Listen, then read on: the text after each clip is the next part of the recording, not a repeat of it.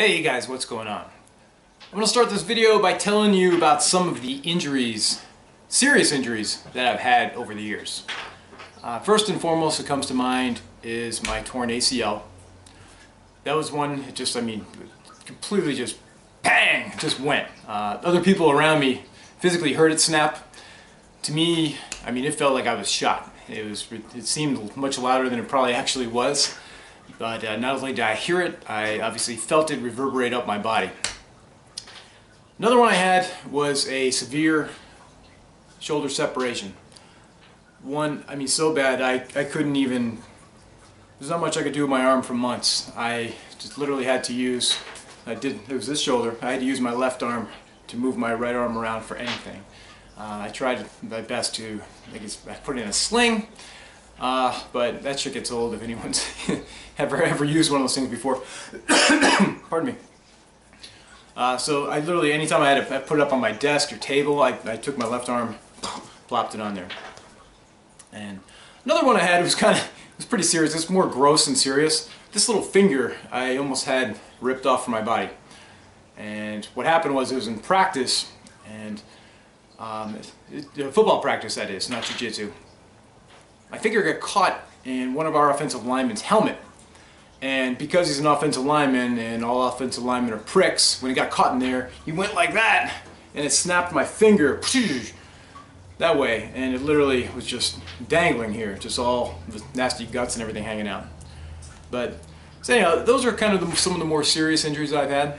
And the one thing about all these serious injuries was I rehabbed myself back to normal entirely. I really have no effects from any of those at all. Just really, my knee is 100%. I never think about it. I never have. Probably about a year after my surgery, it was just as strong as the other one, as strong as ever before. So it felt tremendous. Shoulder, I had other shoulder injuries at that time, which we'll kind of get to in a moment. And so, but as far as making anything worse, fuck no. My shoulder's great. It really, the separation was, I went through months of rehab. Wasn't able to lift anything heavier than a fork for that entire time, pretty much. But I did the right thing and rehabbed it properly. Okay. And the finger too, really not a big deal. That was just kind of, clubbed up. I just had these fingers taped together, my ring finger, my little finger, and then kind of made a club for the rest of around the hand. So I was able to be pretty functional, and it was able to actually heal up pretty quickly. So this brings me to the other injuries that I had, which don't seem as serious. One time in football, I got hit up high.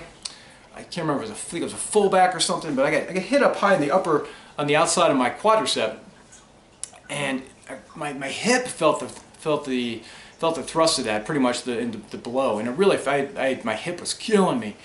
For months afterward. Not killing me where I couldn't walk or anything. I was still able to do things, but I was in a fair amount of pain for quite some time.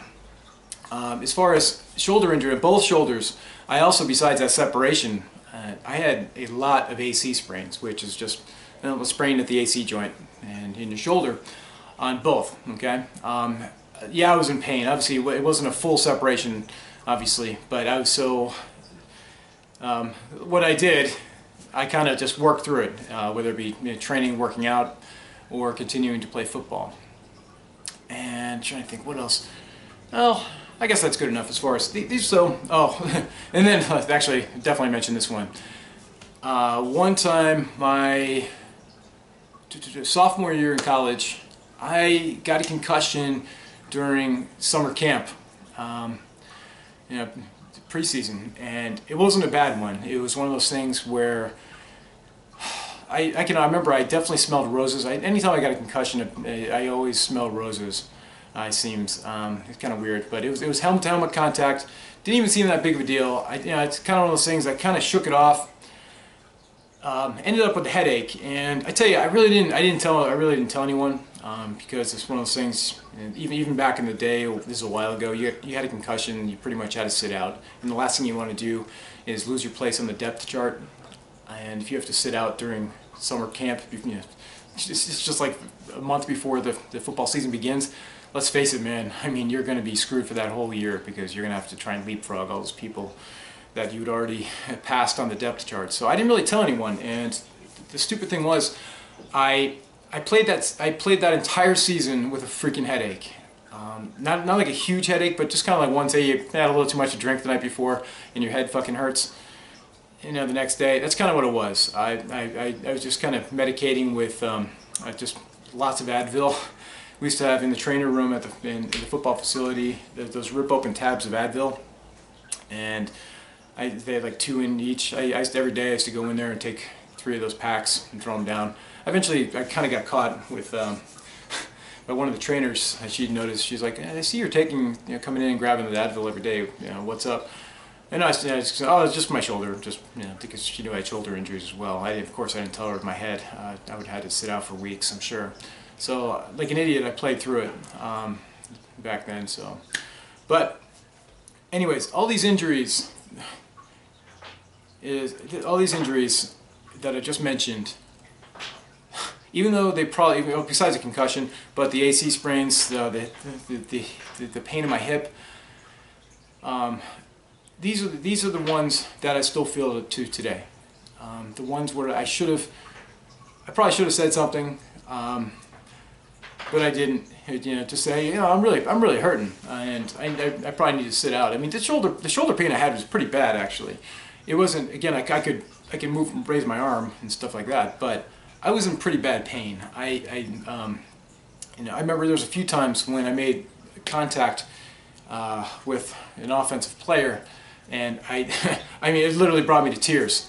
I was trying to use my good shoulder for everything. I was trying to even take it on the wrong side of opposing fullbacks and those type of things, just to not use my damaged my shoulder, whatever one be hurting at the time, just so I wouldn't have to hit with that one. So I was using pretty much bad technique, getting yelled at by coach and watching film because I wasn't using the proper shoulder to take on whatever side that the lineman or fullback was trying to get on me. So, but I played through.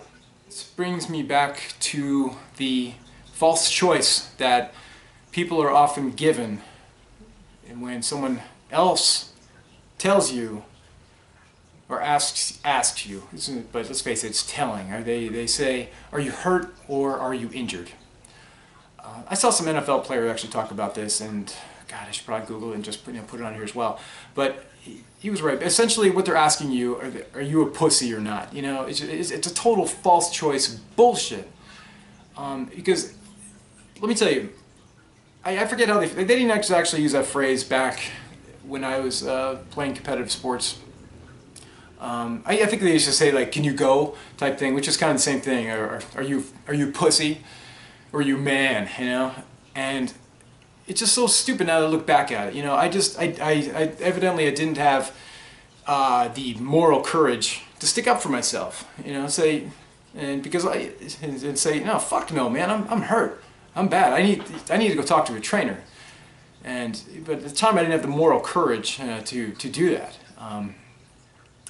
It took some, I guess, a lot of years of it. Well, actually, sadly, it took until now. Again, I'm not like ancient as far as my age goes, but if you saw me get out of bed in the morning, and I guess you didn't see my head, my face and stuff like that, you would seriously think, it's like, wow, this looks like a 60-year-old man getting out of bed.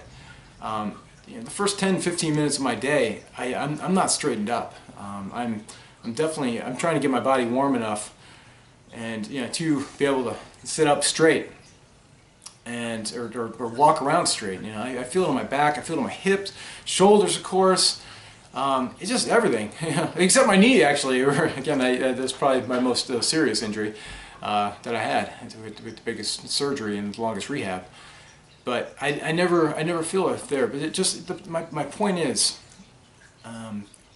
all those injuries that I was able to play through, those are the ones coming back to haunt me now. All the serious injuries when no one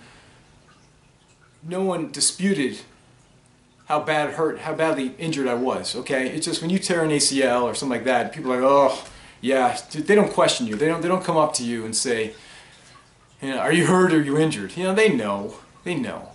Or, you know, when my finger's dangling off. The first thing that happened, I remember the offensive line coach came up to me. I'm not an offensive lineman, obviously, but even he happened to be the closest. He just came up, grabbed my arm, he looked at it, and all he did is go, "Trainer." He was kind of like transfixed on it. It's so gross. But he didn't question it, right?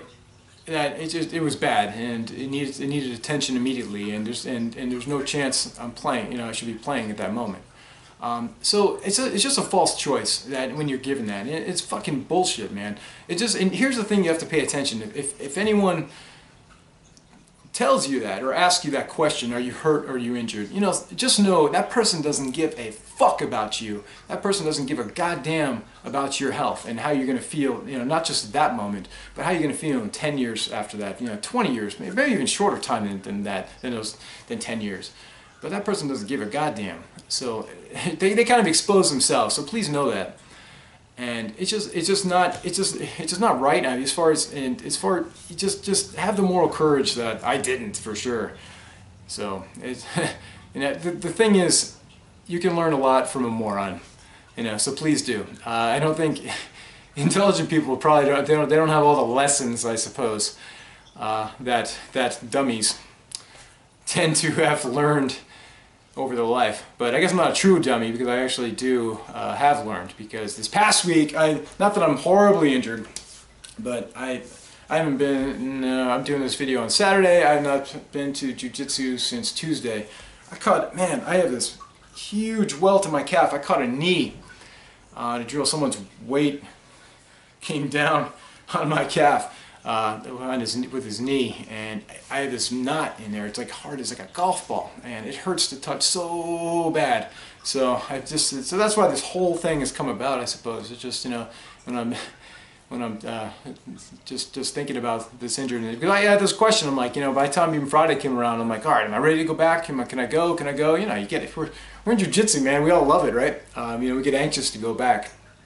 So, you know, I'm anxious. I want to get back. I don't feel like being away. You know, just you start losing your wherever you're at. And just no one likes to have that feeling. So, you know, that's the reason this whole thing even came up in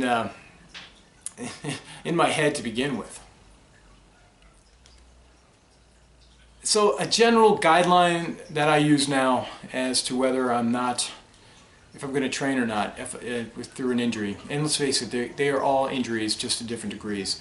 If it's muscular, you know, that's when I'll ask myself, I'm like, you know, will I be able to participate in jiu-jitsu that day? If it's something like, you know, I've had some injuries before, definitely deep thigh bruise. We all have, you know, some pulled muscles, and yeah, you can, you know, play through it, work through it, and get out there. You know, we're all gonna have injuries. Every night you're sore, right? We do some fucked up things to each other. We try and rip each other's bodies, you know, to pieces. So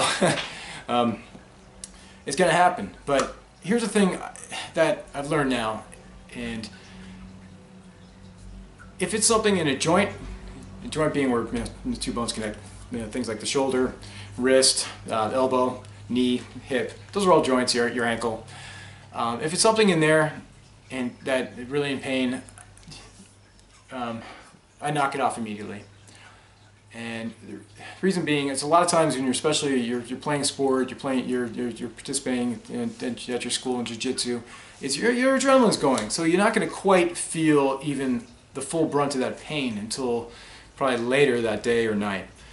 So you don't know the damage. But if I feel something that's in quite a bit of pain already, then I know to knock it off. Also, another thing is too, if I feel it I've had back issues as well. I didn't even talk about my back issues earlier, just because that was from a car accident. So it's really, I didn't have anyone telling me, you know, when I'm sitting in my car all hurting, you know, that awful question. So didn't even bring it up. But anyhow, that's kind of different entity. It's upon itself, because it wasn't even sport related. So so just those are things to automatically consider. If it's in a joint, if it's in your back, you know, your spine related, just, man, if you're in quite a bit of pain at that moment, pack it in, man, if that night, and then kind of wait until, you know, your adrenaline subsides, and then kind of take evaluation of where you're at, and whether you should continue that probably the next day or beyond that.